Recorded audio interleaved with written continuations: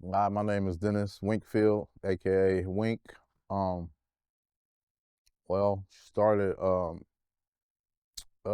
started drinking maybe when I was like 15, just hanging out with the fellas, fun, partying.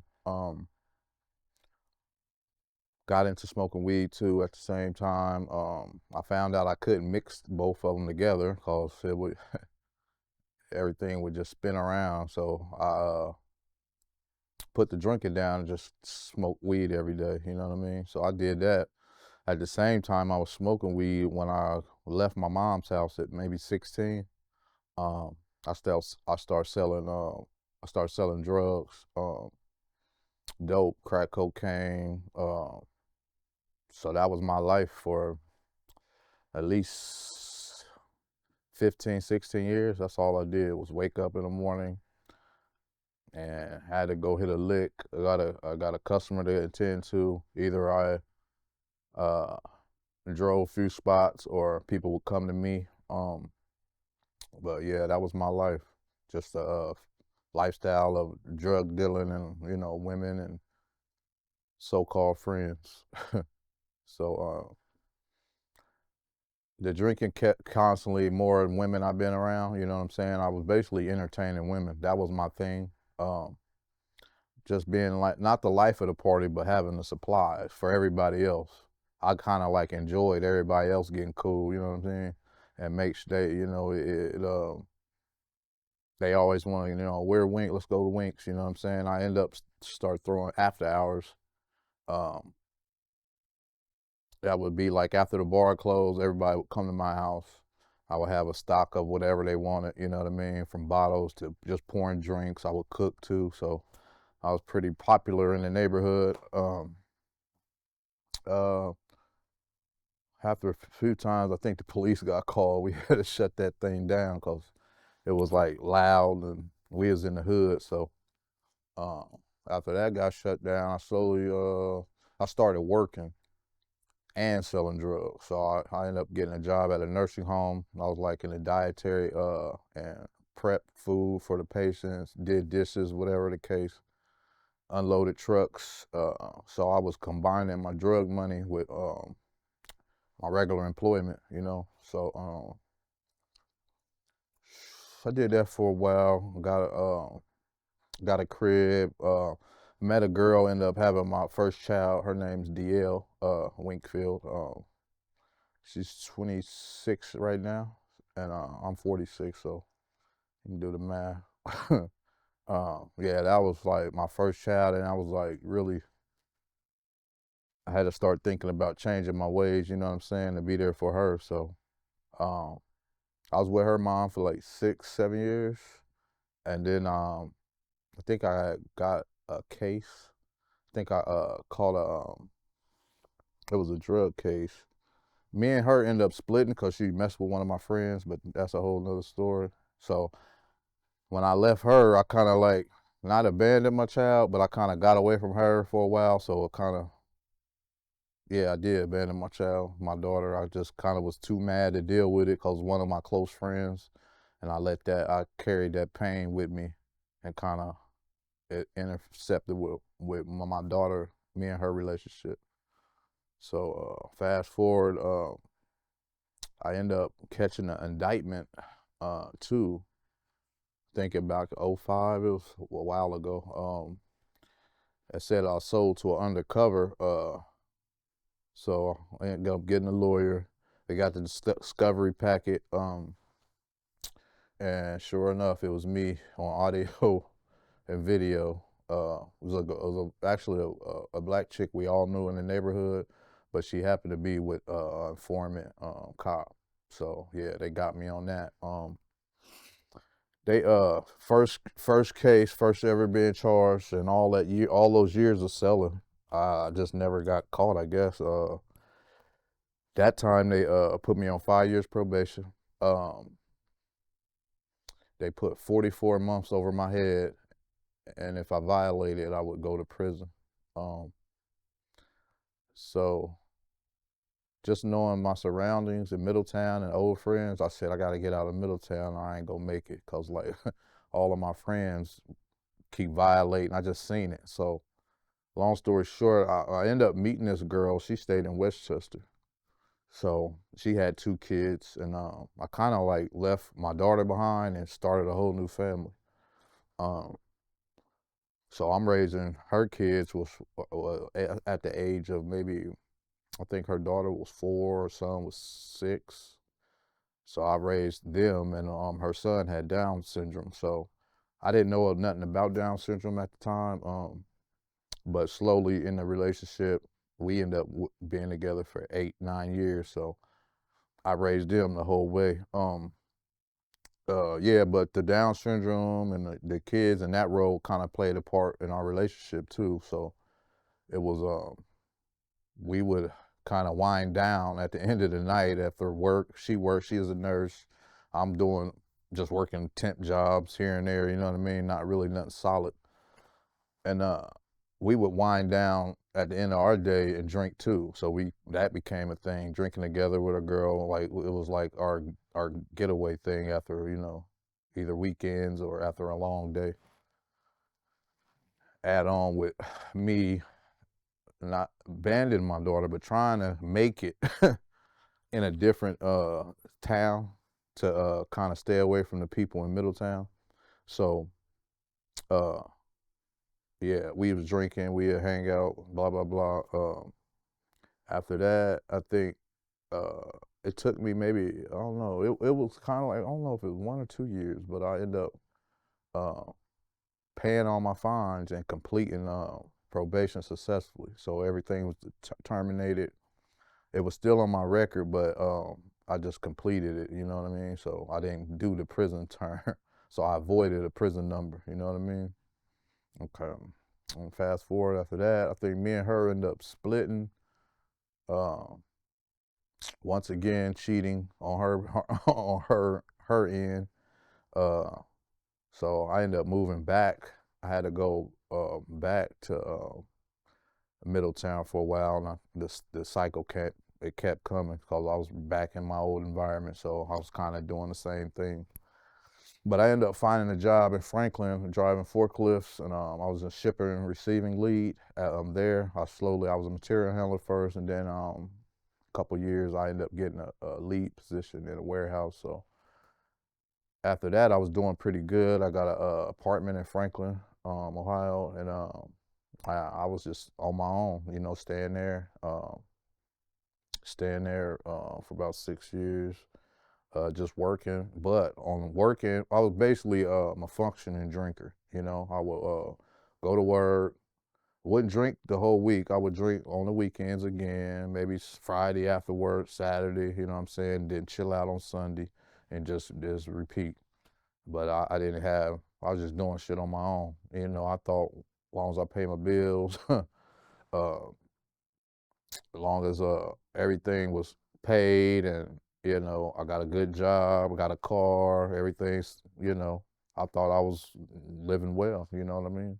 So I didn't think I had a problem with alcohol because pretty much everybody drunk and it was accepted around me. You know what I mean? So I just thought it was normal. Okay. Fast forward, working at the good job, um, and staying in a apartment. I tried to get I ended up getting approved by people that like rent out houses. So I was trying to move from apartment to a house, and the house was in Middletown. So stay in this little apartment or take this house finally and go to Middletown. Check where it was. It was kind of not in the hood, kind of in not a good area, but I thought nobody, I'm doing the right thing. Ain't nobody go come knocking. Um, Long story short, got the place in Middletown. Um, um,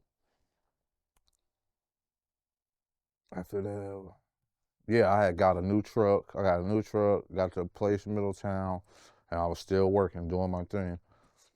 Um, as time went on, I found a factory like right close to my job, so it was 5 minute drive, 5 minutes back. So end up switching jobs, going to a union job.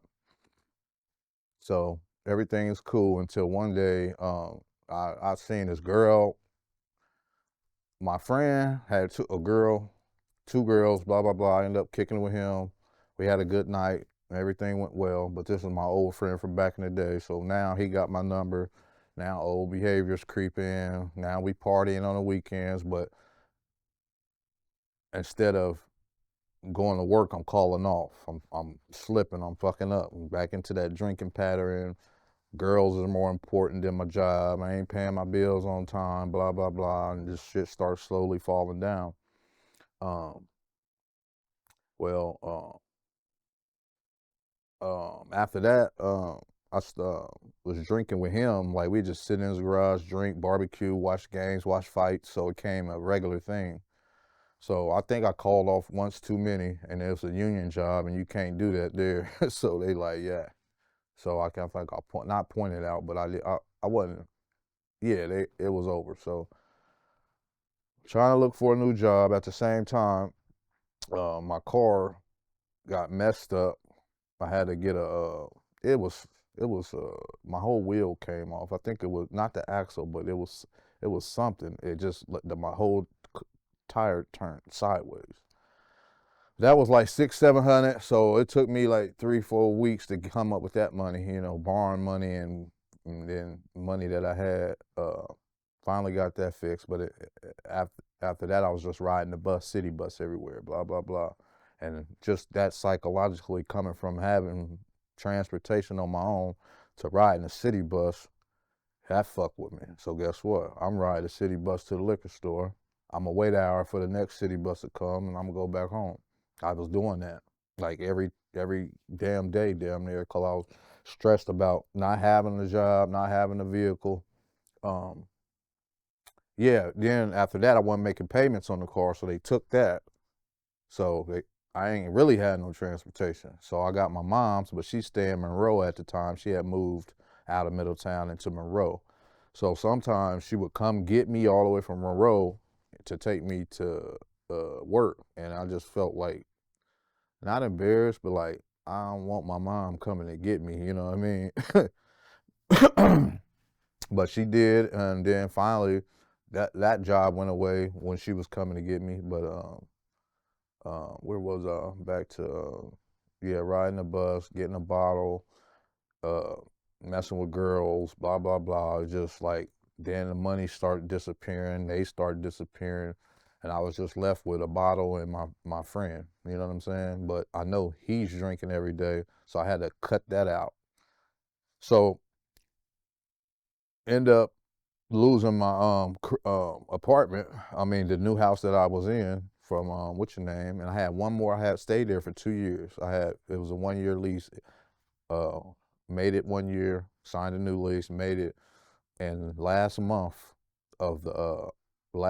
before I was due to renew it, that's when I got the notice. I couldn't come up with the money, so yeah, that's when I had to move back in with my mom in Monroe. And that was a whole different, I've been on my own since 16, working, hustling. So it was like a shock to move back in with her. She actually lives with my sister too.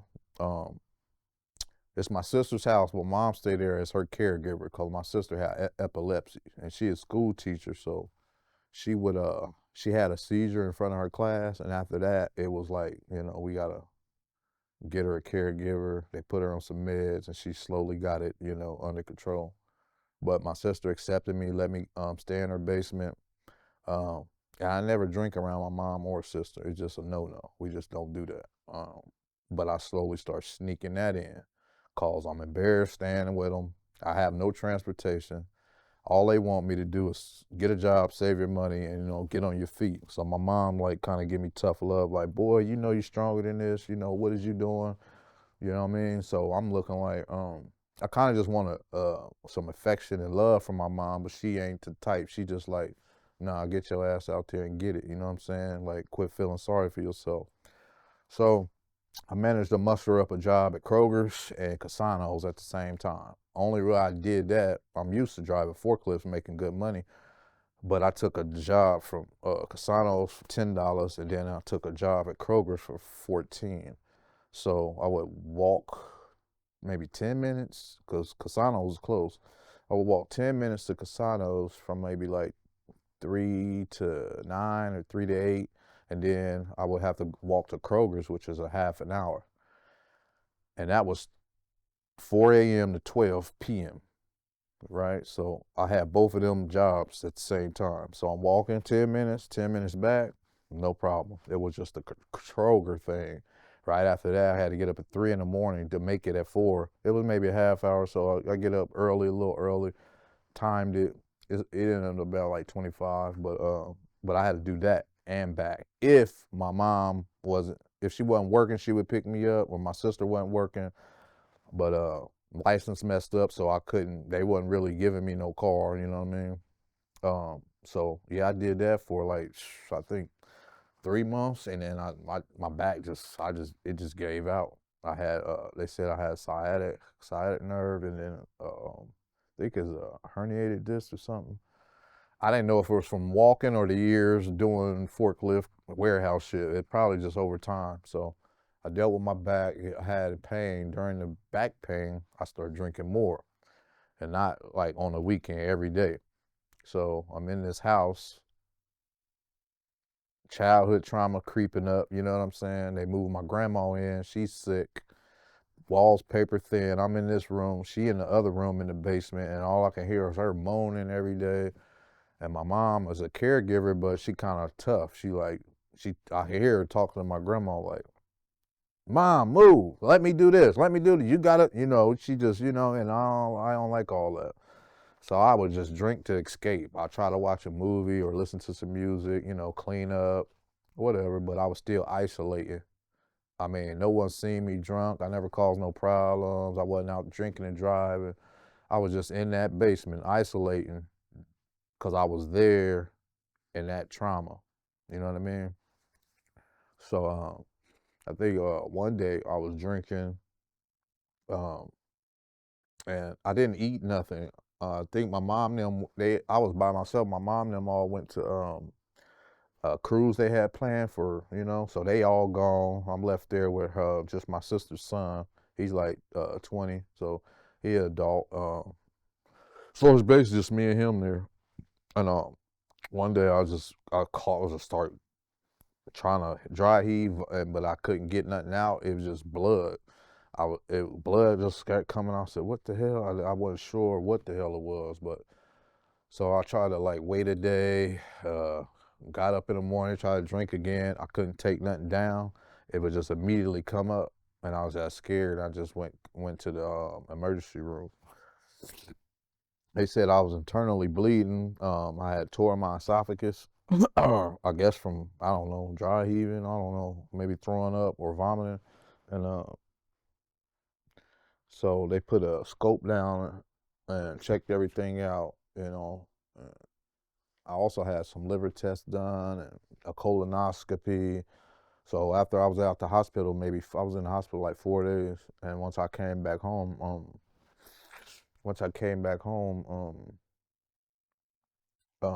I did a colonoscopy. Had to do the prep and all that crap. It was my first time taking it, but they actually put me to sleep. I ain't feel nothing. So results came back and they said you're all clear. There's no polyps, none of that stuff. So I thought it was back on. I'm healthy. I don't know. I mean, I felt weak in the body, and my back was hurting, my legs, everything just felt weak.